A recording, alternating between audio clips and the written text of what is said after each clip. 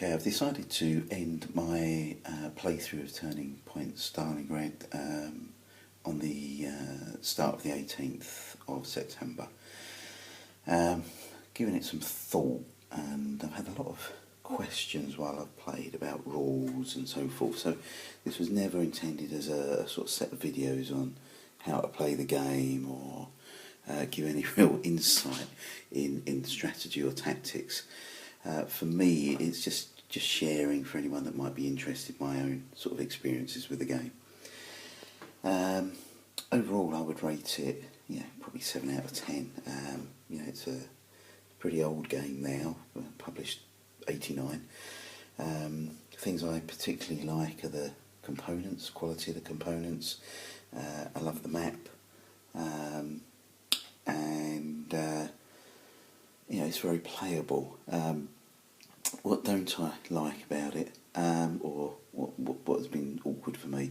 So things I'm not overly keen on are the just sheer number of kind of counters that you have to place. So there's things like the random rubble that gets placed.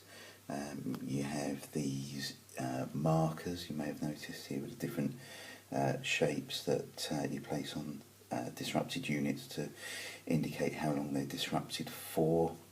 Rather nifty little colour coding or shape coding on the turn track that helps you there.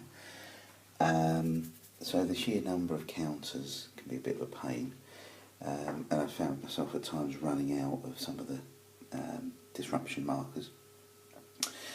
My biggest gripe, if I'm really honest, is the rule book. I have the second edition of the game, and I would have expected the rules to have been a bit clearer.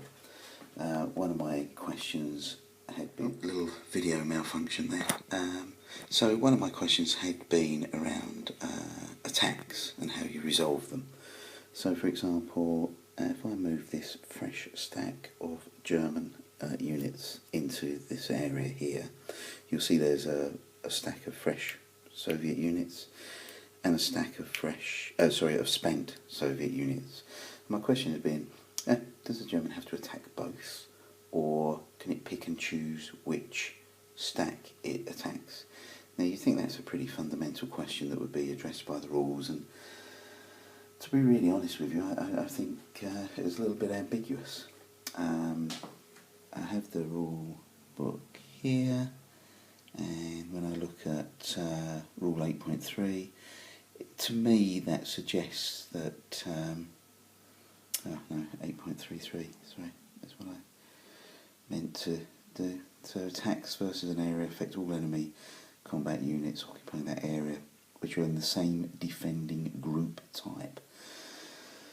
So, having sort of read it, I think that allows the attacker to pick and choose. So in this case, they might want to attack the fresh units to get them spent, and then have a follow attack later to attack all of the spent units. That's the way I see it working, and I think from my experience of playing through that could work, because you then get the feeling of grinding down the opposition and slowly making progress. So that's just my own experiences. I did pose a number of questions on Board Game Geek, and the responses I had were really helpful. I didn't necessarily agree with the answers, but it could be that those guys had version 3 of the rulebook. Do I recommend the game? Yeah, I mean, look, if you see it on eBay, I would say treat yourself. It's got lots of playability. I shall be putting it away shortly, but intend to have another playthrough before the summer. I've enjoyed it, and I think I'll enjoy it even more now. I think I've made decisions on the rules which I shall stick to. So if you see it, I would recommend it as a buy, but maybe try and get the 3rd edition rules.